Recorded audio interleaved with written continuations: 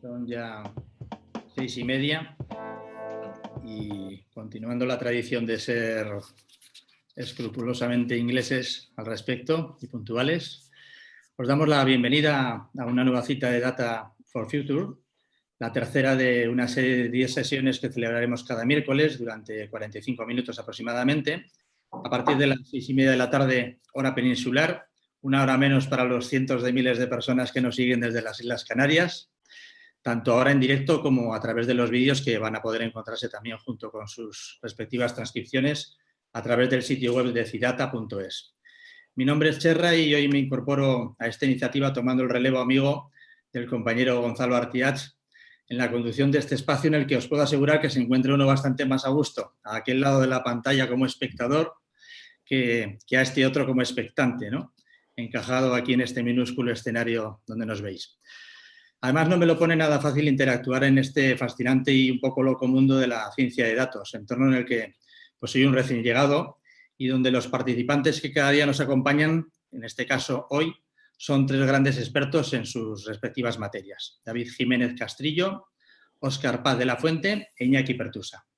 Tenemos por delante 40 minutos y muchas cuestiones que abordar, así que vamos a la faena y os pediré que tratemos de ser concisos, precisos en las respuestas, bajo amenaza de tener que repetir una nueva sesión con los asuntos que se nos puedan quedar en el tintero más adelante. ¿De acuerdo? Muy bien. Comenzamos con el primero de nuestros invitados de hoy, David Jiménez Castrillo. Él es licenciado en Ciencias Empresariales, diplomado en Dirección de Sociedades Cooperativas y máster en Marketing por la Universidad Complutense de Madrid, máster en Dirección Aseguradora por ICEA. Ha realizado el programa PDG por el IES y el programa DIVEX por el ISDI. Es también profesor de un máster. Cuenta con más de 20 años de experiencia en el sector financiero y ha trabajado en diferentes compañías siempre relacionadas con el marketing y la gestión de proyectos, siempre también asociados a la transformación.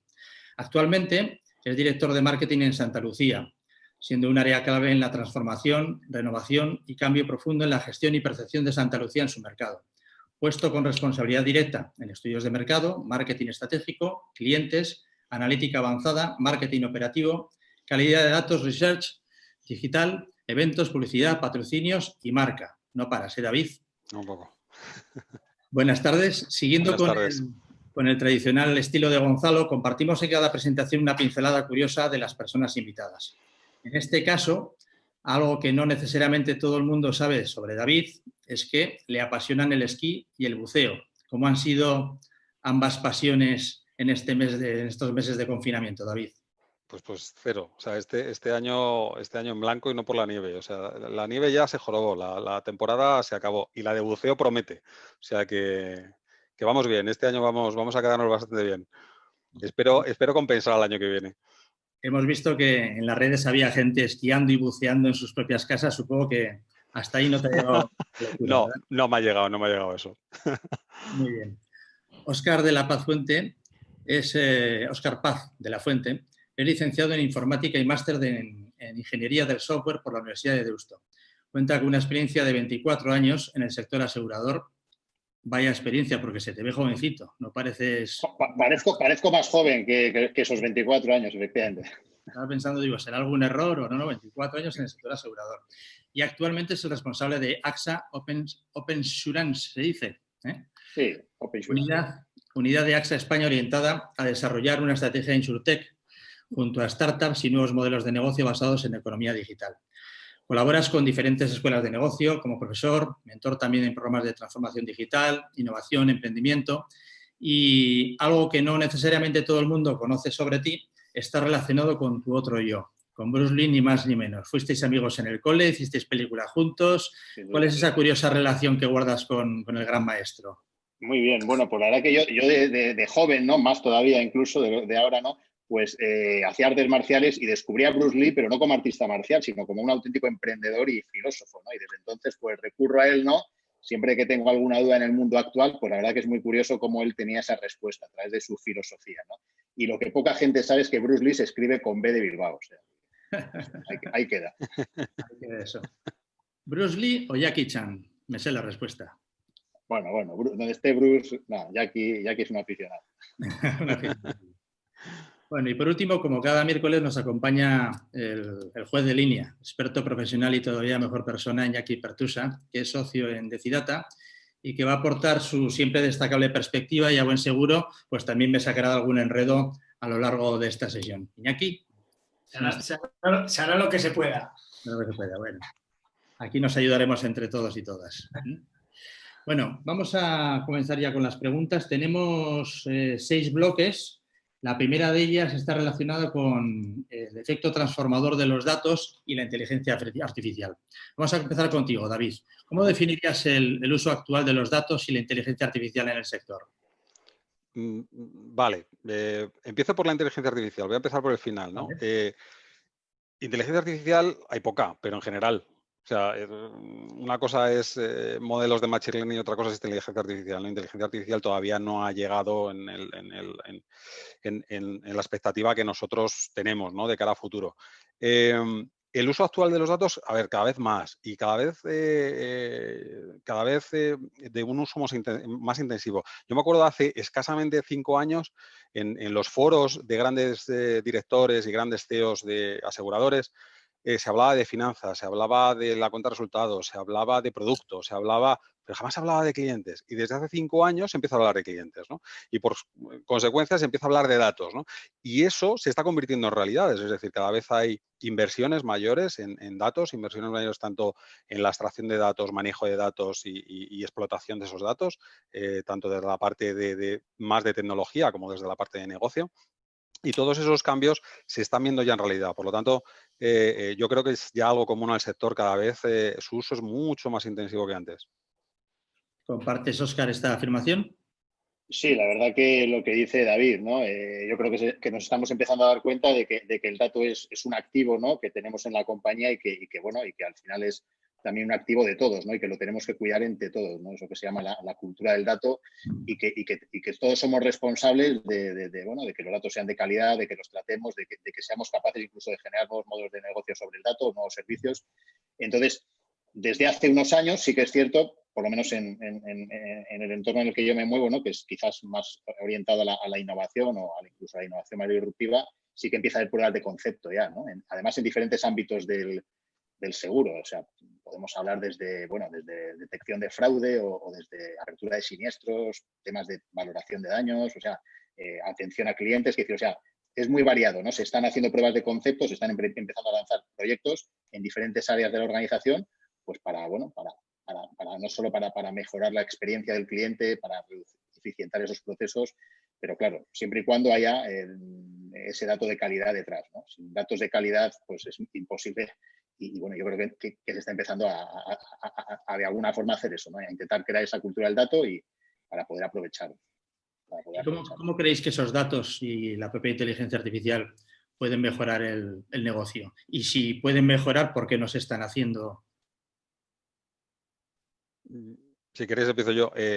A ver, claro que lo pueden mejorar, ¿no? Al final, todos esos datos, yo ahí sí que es verdad, cuando hablo de datos tengo una visión muy, muy segmentada porque siempre hablo de mundo cliente y es verdad que el mundo de datos es mucho más grande.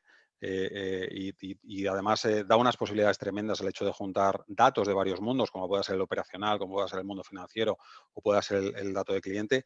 Al final, cuando estamos en estas semanas, estábamos viendo, yo estaba viendo informes de distintas consultoras con las consecuencias de toda esta crisis, ¿no? Y decían, oye, ¿y ahora qué hay que hacer? ¿No? Pues lo que hay que hacer es aumentar la eficiencia de los modelos. Es decir, oye, ahora mismo tenemos una dificultad a la hora de visitar clientes, esa dificultad va a continuar, no sabemos si encima se va a agravar de cara a futuro, por lo tanto, tenemos que ser mucho más finos a la hora de ver las propensiones, por ejemplo, de compra. Tenemos que ser mucho más finos a la hora de retener.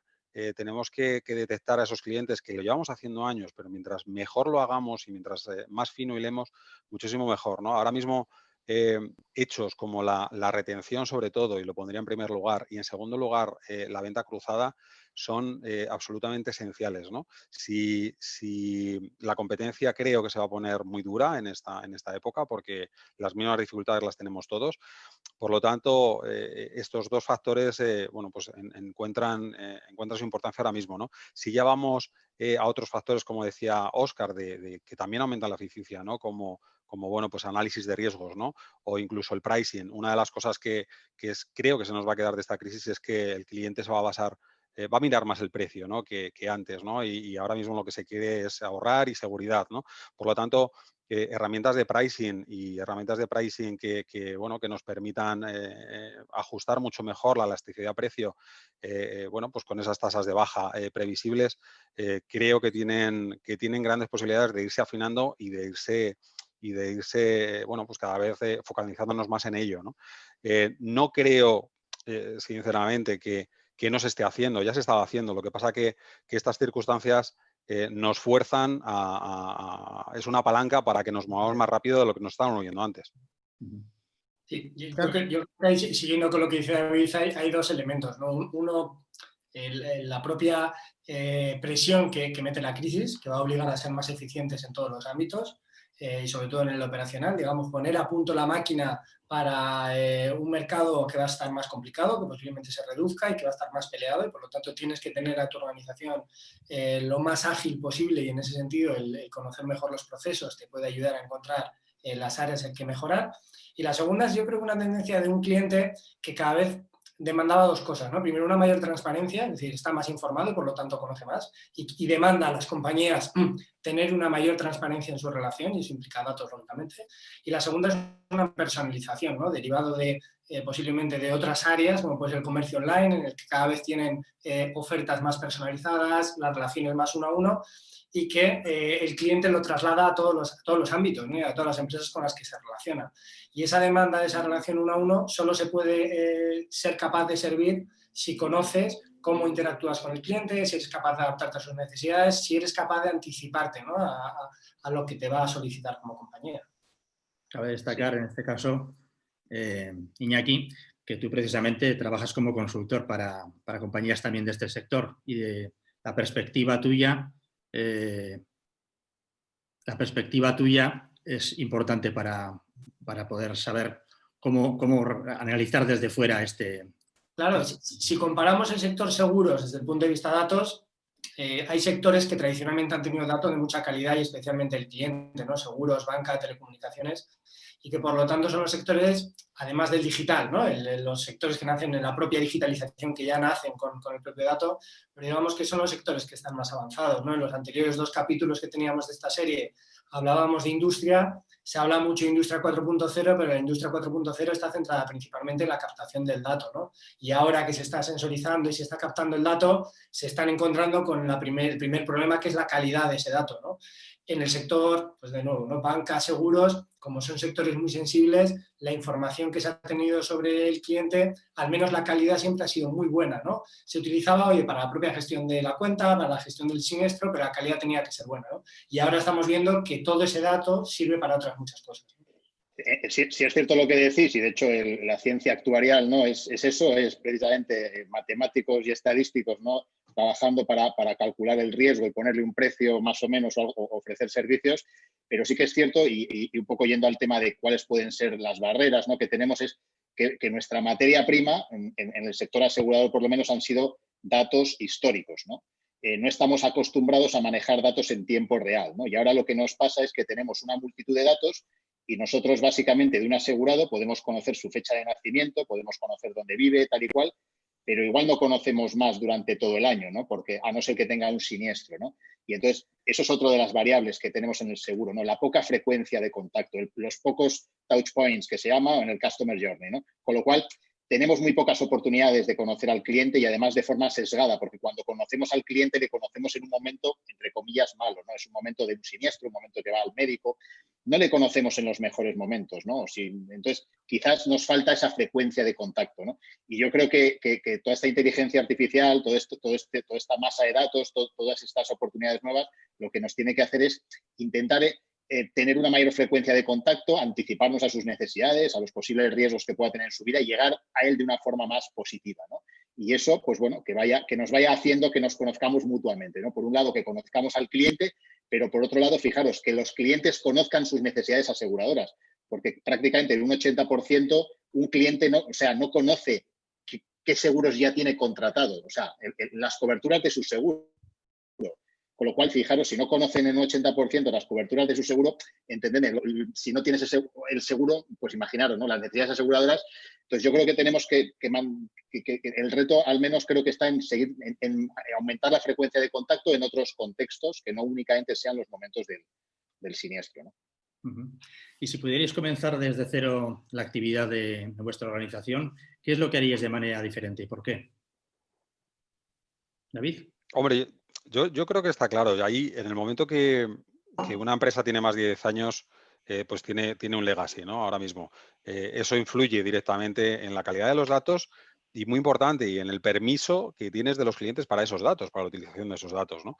Con lo cual, bueno, pues a partir de ahí lo que tienes es trabajar de forma continua, en un proceso de mejora continua de esos datos y no dejar pasar, como decía Óscar, ninguna ocasión de contacto del cliente para obtener nuevos datos, para rechequear los que tienes, para ir mejorando esa calidad. Hombre, ¿qué cambiaría? Pues obviamente al final nosotros con sistemas legacy de hace bastantes años que esperamos cambiar y con sistemas que están, bueno, en verticales, que no están conectados entre sí, bueno, pues cuando tú montas ahora una empresa digital desde cero, la base y el centro es el dato, ¿no? Y cada pieza que montas, la condición mínima indispensable es que esté conectada con el resto de piezas y que la información se comparta entre sí y además con los permisos necesarios por parte del cliente, ¿no? Eso, bueno, nos facilitaría muchísimo las cosas en guerras que constituyen muchas veces nuestro día a día. Claro. Sí, bueno, yo un poco si empezaría, ¿no?, la actividad de cero, volvería a los orígenes del seguro, ¿no? Los orígenes del seguro hace miles de años, ¿no?, eran básicamente que la gestión de la incertidumbre asociada a un riesgo era mutualizarlo, ¿no? Básicamente, por poner un ejemplo rápido, ¿no? En los Alpes suizos había muchos pastores, venía el lobo, se comía las ovejas de un pastor y todos los pastores ponían una oveja para recomponer el rebaño, ¿no? De alguna forma, esa era una forma de mutualizar. Todo eso se llevó al seguro en forma de contrato financiero, ¿no? Un contrato financiero que es que si te pasa algo, si viene ese lobo, ¿no?, pues entonces te indemnizamos o te prestamos un servicio, ¿no? Entonces, no deja de ser una forma de gestionar esa incertidumbre, de derivar el riesgo. Yo creo que ahora tenemos que volver a replantearnos, oye, ¿qué tecnología tenemos para gestionar la incertidumbre? ¿Qué tecnología tenemos para gestionar ese riesgo? Y empiezan a aparecer elementos donde nos pueden llevar a esa sensorización, ¿no?, de la que todos hablamos, que nos provee datos, nos puede ayudar a actuar antes del siniestro, ¿vale? Nosotros siempre decimos que la mejor experiencia no es tramitar el siniestro en un segundo, es evitarlo, ¿no? O sea, no tiene que ver, sino si podemos llegar antes. Entonces, yo le daría la vuelta, ¿no?, al sector y diría, oye, ¿por qué no creamos soluciones que protejan antes y si no pueden, pues que entre el seguro, ¿no? O sea, sería más proactivo que reactivo de cara a la utilización de los datos. Iñaki, sin quererlo, hemos avanzado a esta segunda cuestión que íbamos a tratar sobre la importancia de la calidad de los datos en la toma de las decisiones. Mejores datos, mejores decisiones, ¿no? Hemos hablado de la dificultad que tiene precisamente en este sector para contar con datos de calidad y por supuesto, para su gobernanza, ¿no? ¿Cómo crees que podríamos mejorar desde fuera también en este asunto, en este aspecto? Fíjate, el tema de calidad de gobernanza yo creo que tiene dos caras de una misma moneda, ¿no? Uno es el contar con las normas, digamos, el mapa, ¿no?, en el que poder definir una calidad de una gobernanza de datos. Este es un tema al final, además, que nosotros hemos detectado que empieza a haber una preocupación creciente, ¿no? Es decir, antes era tener el dato, ¿no?, que es la primera necesidad. Necesito tener el dato para poder conocer cómo es una actividad, y a renglón seguido viene la necesidad de que ese dato sea de calidad, ¿no? No me sirve de nada tener mucho volumen de información si esos datos luego no son adecuados y no me sirven para tomar buenas decisiones, ¿no? Entonces yo diría, la primera parte, entender bien cómo tiene que ser ese dato, qué dato voy a utilizar, la definición de ese dato, cómo se estructura, quién es el dueño del dato, quién lo puede gestionar. En tema de seguro, con un tema tan sensible como es la propiedad de ese dato y el dato personal, pues tener claro cuáles son los procedimientos y siempre estemos cumpliendo los parámetros legales, etcétera. Y luego, según una parte tecnológica, ¿no? A medida que la complejidad de la gestión del dato se hace más grande y, por lo tanto, es más complicado hacer un seguimiento de todos los datos que gestiona una compañía, pues dotarse de las herramientas necesarias para poder hacerlo, ¿no? Porque lo mismo que tenemos un ERP para la gestión de procesos complejos, existen herramientas también para la gestión de procesos complejos de datos, ¿no? Y que a veces el ERP no está bien preparado y, bueno, pues se le notan sus costuras y hay otras herramientas que complementan a ese tipo de soluciones, ¿no? Muy bien. David, Óscar. Nuevas tecnologías, nuevas metodologías y, por tanto, nuevos perfiles profesionales también en el área de los datos y de la inteligencia artificial. ¿Qué nuevos profesionales creéis que se van a demandar después de esta crisis? ¿Cuáles van a ser esas competencias fundamentales que vais a requerir en vuestras compañías? Bueno, sin duda, y voy a empezar con lo que acaba de decir Iñaki, ¿no? Algo de esas labores poco agradecidas que se ven poco, como es el gobierno del dato, ahora mismo adquiere una importancia tremenda, ¿no? Cuando estamos hablando de datos de toda la compañía y más en un sector seguros que está muy reglado, pero que efectivamente tiene un lenguaje muy propio, cuando tú hablas de, bueno, pues hemos facturado tanto en primas, no es lo mismo primas de vengadas que prima media, que prima no sé qué. Entonces, al final, algo que tenemos que tener muy claro dentro de la compañía es esa gobernanza del dato y cuando hablemos todos con el mismo lenguaje y todos sabiendo a qué nos estamos refiriendo, ¿no? Que en el mundo del seguro en muchas ocasiones no es tan sencillo. En cuanto a la gestión de datos, bueno, esto ya se está viendo, ¿no? Hace unos años muy tímidamente, ahora ya de forma totalmente explícita, donde analistas de datos, mis últimas incorporaciones son siempre analistas de datos y científicos de datos, ¿no? Jóvenes licenciados en matemáticas, estadística, ingenieros, etcétera, etcétera, con una facilidad innata para la gestión de datos y en algunos casos con una facilidad innata para programar, ¿no? Al final es algo que, bueno, nos parecía muy imposible o muy lejano hace escasos años y ahora mismo creo que todas las incorporaciones o la gran mayoría de las incorporaciones van a ir en ese estilo. Y te diría, no solamente desde el punto de vista de gestión de datos, sino el tema de analista y las capacidades de análisis, donde cada vez se nos exige una mayor eficiencia y una mayor medición de cada una de las acciones que tenemos por eficientar también el presupuesto, nos obliga a que en cada una de las funciones, aunque inicialmente no esté pensado así, haya analistas, haya gente que esté acostumbrada a manejar los datos, a interpretarlos y a sacar conclusiones de los mismos para poder actuar en consecuencia. Óscar, tú te pasas todo el Sí. día interactuando con nuevos talentos. ¿Qué nos dices? Sí, bueno, yo reforzando lo que dice David, yo hablaría también de los soft skills, ¿no? Aunque ahora se les llama también los essential skills, los skills esenciales, ¿no? Porque de alguna forma yo creo que esa cultura del dato es algo transversal, ¿no? De nada sirve, entenderme, ¿no? Tener un buen científico de datos, un especialista en datos, si no hay un especialista en modelos de negocio, ¿no? Que es lo mismo que pasa con la tecnología. Puede ser muy bueno a nivel tecnológico, pero luego hay que encontrar un caso de uso, hay que encontrar una forma de desarrollar negocio y tal, ¿no? Entonces, yo creo que todas esas habilidades, ¿no? De poner en común o de hacer entender, ¿no? A toda la organización la importancia del dato, de la calidad, del ciclo de vida de un dato, yo creo que todas esas habilidades son esenciales. Incluso cada vez más se empieza a hablar, fijaros, de la roboética, ¿no? La roboética, que es la ética del dato, la ética, ¿no? De la inteligencia artificial. La Universidad de Oxford pues ya ha sacado algún ciclo, algún programa sobre roboetics. Al final yo creo que también esa es algo interesante de cara al futuro, ¿no? Lo estamos viendo, muchas de las resistencias que hay a dar los datos es por el uso ético que se va a dar de ellos o por el uso ético o no ético que se ha dado en el pasado. Con lo cual yo creo que ahí tenemos que reforzar, si me permitís, perfiles más humanistas, ¿no? Para el tratamiento de los datos. Y creo que esto nos puede ayudar a nivel de negocio también. Curioso.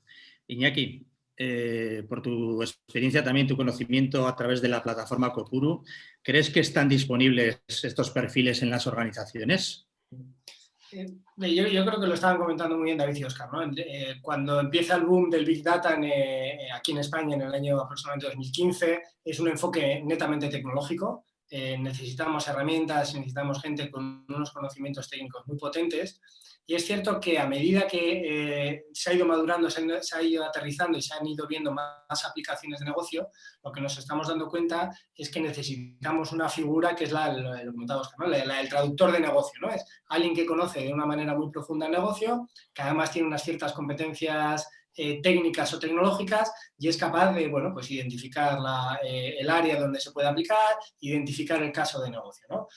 La situación que tenemos por lo menos lo que conocemos nosotros en España, de la generación de talento, es que universidades, escuelas de negocio se han centrado mucho en ese primer perfil de científico de datos, es decir, dar una formación muy potente en modelos, estadística, programación, y que ahora estamos viendo que, de nuevo, siguiendo esa esa ola que se ve, esa demanda que se ve en las empresas, están empezando a generar ese otro perfil que es el más ligado a la traducción, ¿no? Que quizá eso no es más una persona que venga del mundo negocio, que se forma en una parte técnica, que quizá nunca va a ser capaz de hacer unos programas o unos modelos muy complejos, pero sí tiene suficiente conocimiento para entenderse con esos otros científicos de datos que sí que tienen un conocimiento profundo y que por lo tanto pueden hacer un equipo muy potente para sacar adelante los proyectos.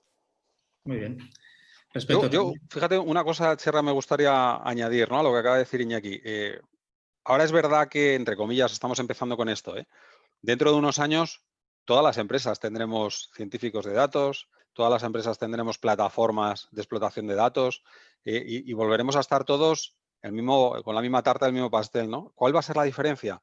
Pues lo que yo creo que de alguna manera se ha dicho tanto por parte de Óscar como por parte de Iñaki, ¿no? La diferencia va a ser las personas. La diferencia va a ser aquellos perfiles que efectivamente, siendo científicos de datos, siendo analistas de datos, tengan esa vertiente de negocio, esa vertiente de transformar todo eso en tendencias de negocio y que sean capaces de leer más allá del propio dato, siendo científicos de datos o teniendo facilidad para el manejo de los mismos, ¿eh? Esas personas van a trabajar en nuevas estructuras organizacionales, ¿no? ¿Cómo creéis que debería organizar la función de los datos en la empresa? ¿Ha de ser un departamento nuevo, una función dentro de cada unidad, algo híbrido? ¿Por qué? Ahí es que llevamos pensándolo casi un año, entonces yo ya he visto de todo, ¿no? Al final depende un poco del avance, depende del estatus donde esté tu organización en este momento, ¿no? Al final, y yo repito, en cuanto tienes más de 10 años, pues los niveles de analítica dentro de los diferentes departamentos van a ser distintos. Hay personas o hay áreas que ya tienen estos analistas, hay áreas que no utilizan la analítica de datos.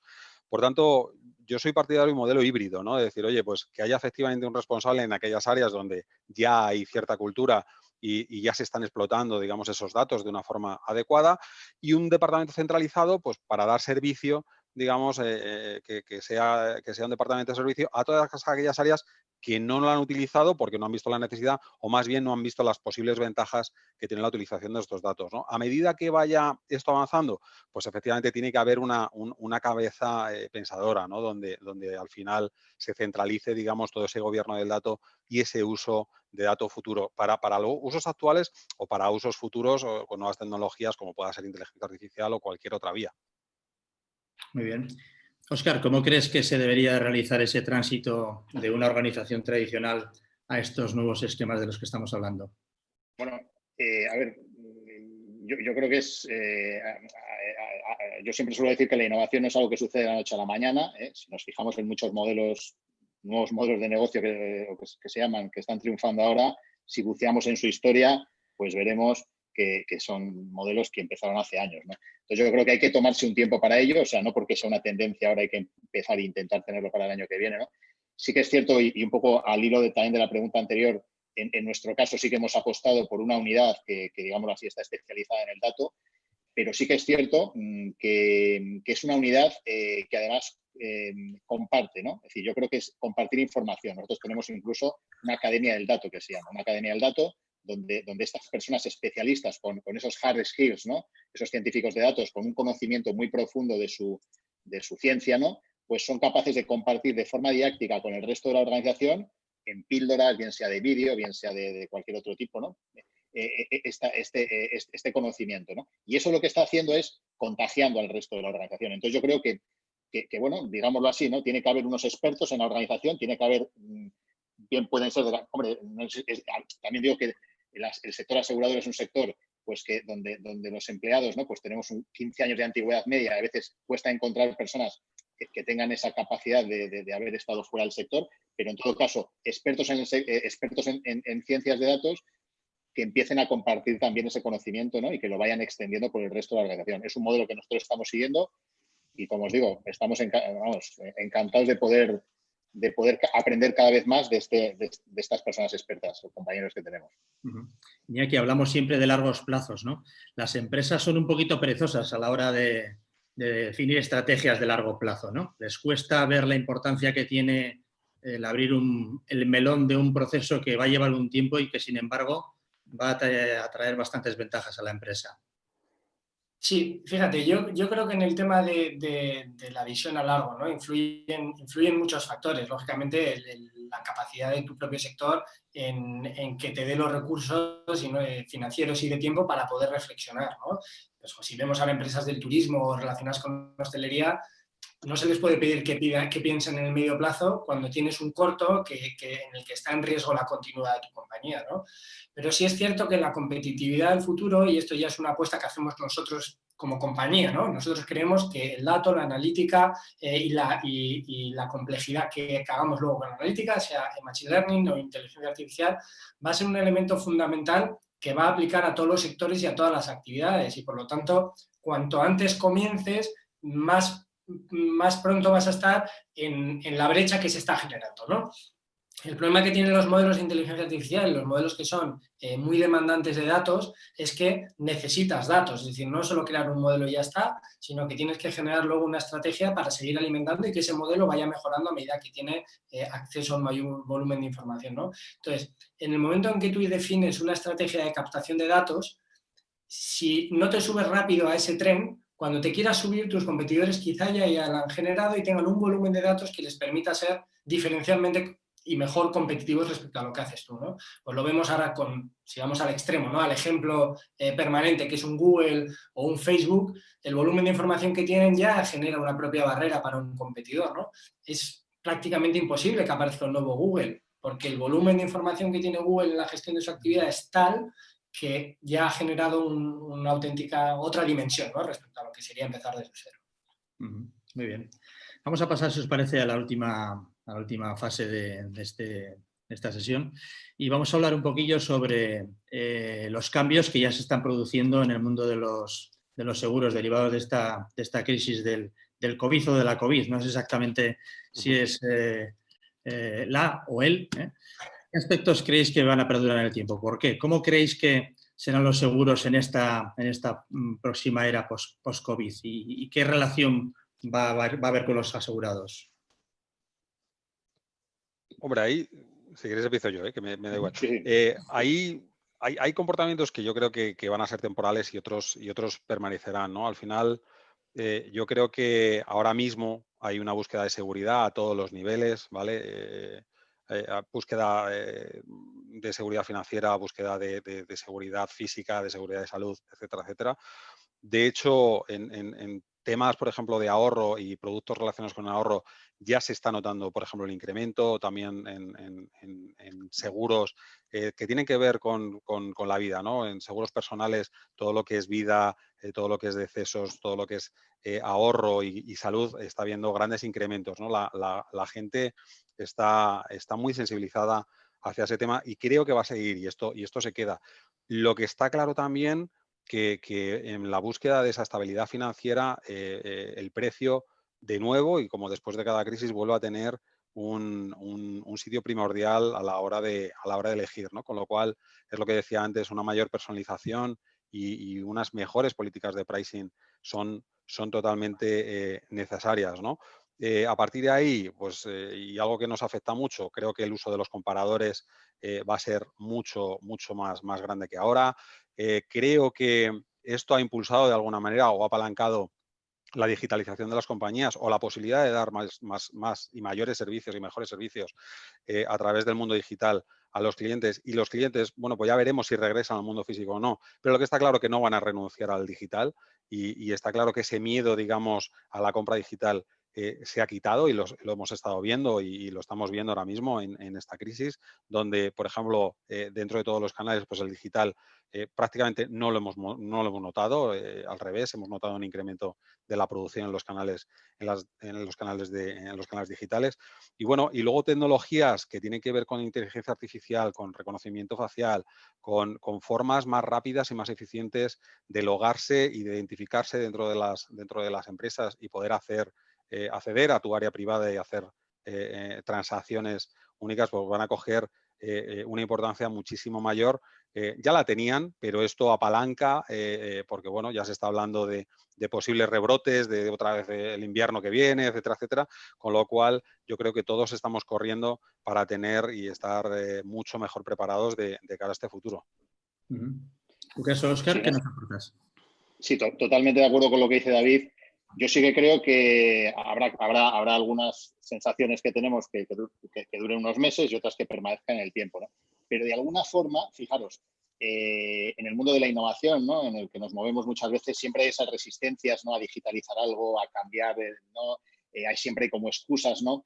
Y yo creo que se nos han acabado un poquito las excusas, ¿no? Estos 2-3 meses que hemos estado teletrabajando con la telemedicina, haciendo gestiones en remoto, no cogiendo el coche y tal, pues han hecho que la excusa desaparezca. Oye, mira, no, tú sí puedes trabajar desde casa, tú sí puedes ser atendido por un médico en la distancia, ¿no? Entonces yo creo que se han acabado los miedos por un lado y las excusas por otro, ¿no? Para los más escépticos quizás. Entonces, bueno, y hay el sector asegurador, fijaros qué significa hablar del sector asegurador, porque es que el sector asegurador está en la salud, está en los viajes, está en el hogar, está en el auto. Es complicado hablar del sector asegurador solamente con una frase, ¿no? Pero sí que es cierto, como decía David también, ¿no?, pues que muchas tecnologías, además que se basan en inteligencia artificial, pongo el ejemplo, ¿no? Ahora mismo ya están floreciendo soluciones que con la cámara de tu móvil son capaces de saber tu temperatura. No te hablo con una cámara de estas que te detecta el calor, no, con la cámara de tu móvil son capaces de saber tu temperatura, tu frecuencia cardíaca, tu nivel de oxígeno en sangre, o sea, y es una tecnología que ya está desplegada, ¿no? Incorporar eso a los servicios de una aseguradora, fijaros lo que puede suponer en calidad de vida para los asegurados. Ya no hablo en dinero, hablo en calidad de vida para asegurados que viven en grandes ciudades, que se tienen que desplazar al médico, o sea, para el tema de la contaminación, o sea, es que estamos hablando de que el mundo físico genera un desgaste de las personas y del propio mundo, que ahora mismo ya no hay excusa para no digitalizarlo, ¿no? Entonces yo creo que eso se está quedando y por lo menos en las reuniones ya la excusa no será, es que va a ser, no se puede hacer, ¿no? Acabaremos tan conectados que en algún momento dado nos llamarán por teléfono y nos dirán, vente para el hospital que te va a dar un ataque dentro de 10 minutos, ¿no? Sí. ¿Creéis que la protección ante pandemias de este tipo pueden ser precisamente un riesgo a asegurar en el futuro por parte de empresas y particulares? ¿Cómo se puede llegar a evaluar un riesgo de este tipo? Al final, yo creo que siempre se puede. O sea, de hecho, yo vuelvo al histórico. Al final, yo creo que como sector, y ahí protejo el sector, creo que somos un sector muy responsable. O sea, es decir, en muchas de las pólizas el hecho de la pandemia no estaba cubierto y ninguna aseguradora se ha echado para atrás. Han dicho, oye, esto, bueno, pues no estaba cubierto, mala suerte, ¿no? Pero vamos a dar, a dar la cara, ¿no? Y vamos a cubrir los riesgos que estamos diciendo y no nos vamos a aprovechar de esta situación, ni muchísimo menos. Es que no ha habido ni una duda, ¿no? Y eso que se ha hablado posteriormente entre todos a través de la patronal, ¿no? Entonces, lo primero es, oye, es un sector que es responsable, es un sector que no ha tenido en consideración esa particularidad. Y estoy seguro que la tendrá. De hecho, yo creo que ayer o antes de ayer ya salió alguna noticia de alguna aseguradora que ya ha sacado algo específico que cubra ese riesgo. Al final, todo es asegurable. Todo, absolutamente todo. Y cada vez la facilidad de obtener datos, de obtener históricos y de la analítica de esos históricos, pues somos capaces de asegurar un riesgo, sea el que sea, ¿no? Con lo cual, estoy seguro que de cara a futuro habrá productos específicos y habrá coberturas específicas y garantías que cubran este tipo de pandemias. Hay salones donde se puede apostar por cualquier cosa en este mundo, como no va a haber compañías Exacto. que aseguren cualquier tipo de riesgo en este mundo, ¿no? Ahí.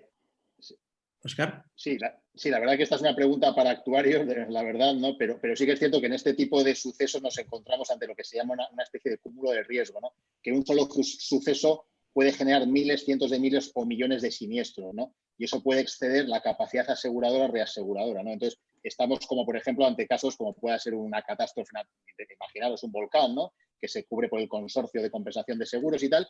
En este caso, bueno, por la información que tengo, pues fijaros, ¿no? No era algo que estaba contemplado de una forma, ¿no? Ni estaba excluido ni estaba incluido, ¿no? Entonces, de alguna forma, es algo que ha sorprendido a todos, ¿no? Pero esto es algo similar, es decir, este tipo de sucesos es algo similar, por ejemplo, a los ciberataques, ¿no? Yo siempre digo lo mismo y lo comentaba antes de que empezara la grabación, ¿no? Que pensábamos que el mundo físico se iba a parar por un virus digital y al final el mundo físico se ha parado por un virus físico, por un virus de toda la vida, ¿no? Pues con los ciberseguros pasa un poco lo mismo, ¿no? Es decir, con un ataque informático, un solo ataque informático es lo que se llama asimétrico, ¿no? Es decir, una persona puede parar miles o millones o un país entero, ¿no? Entonces, pues hay que calcular muy bien el riesgo al que te expones, ¿no? Cuando aseguras tienes un límite de bueno, tu capacidad aseguradora y no puedes vender, no lo sé, tantas pólizas, pues porque si no, va a haber millones de personas que requieran esa indemnización, con lo cual es un cálculo, como decía Ed, que se tiene que hacer, pero en estos términos, ¿no? De entender que un solo suceso puede afectar a miles, cientos de miles o millones de personas, ¿no? Iñaki, hemos estado todo este rato sobrevolando el fenómeno InsurTech, ¿no? Es las tecnologías aplicadas a este mundo de los seguros, ¿no?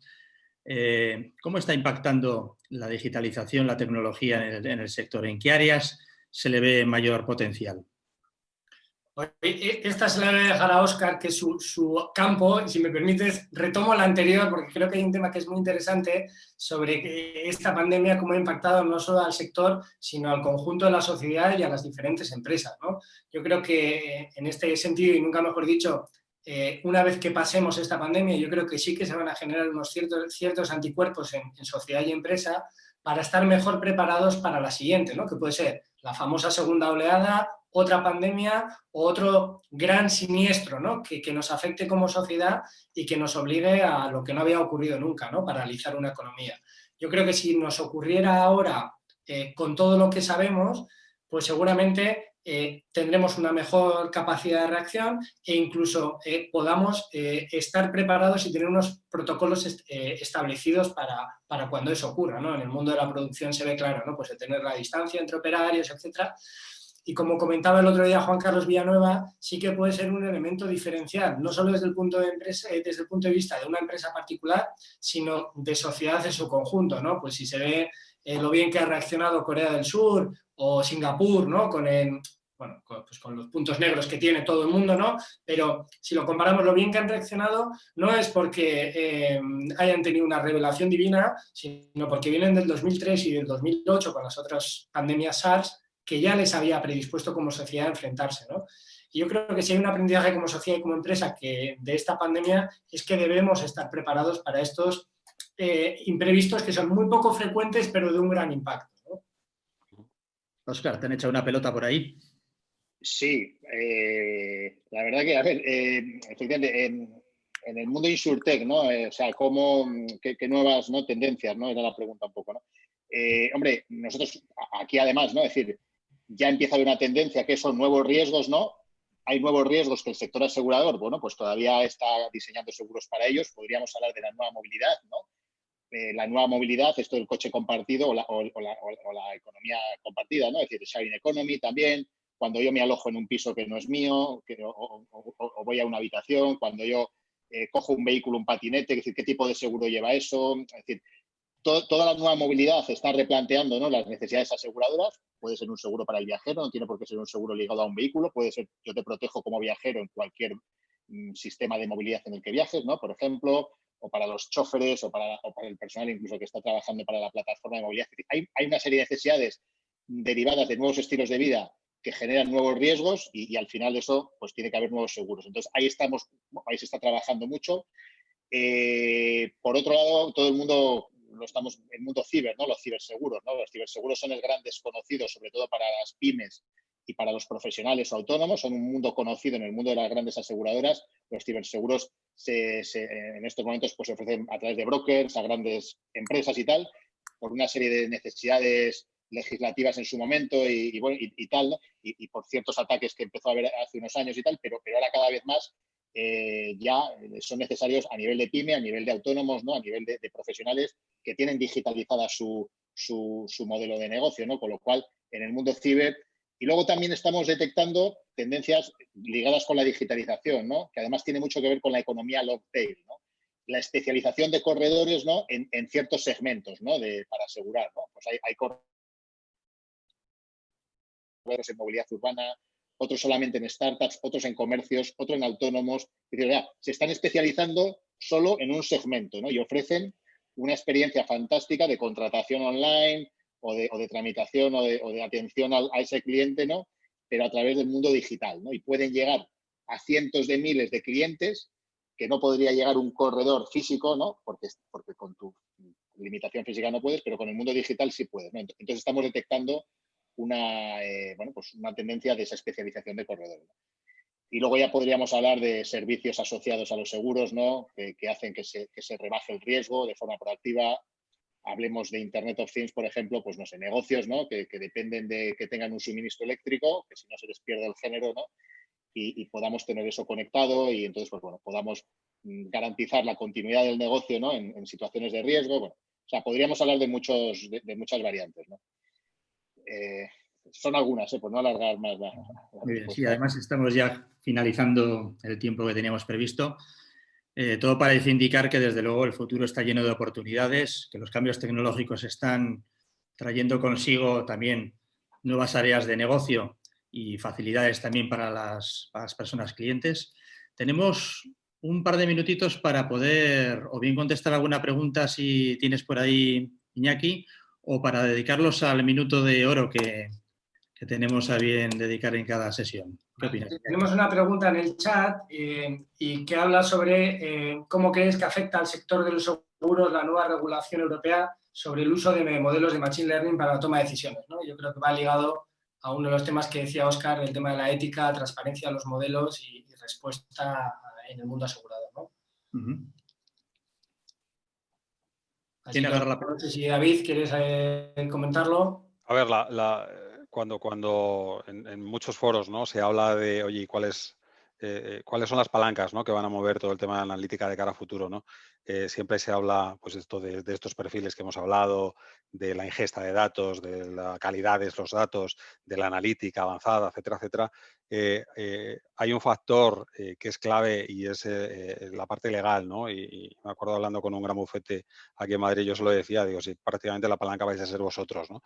Es decir, el hecho de tener los permisos de GDPR adecuados, ¿no?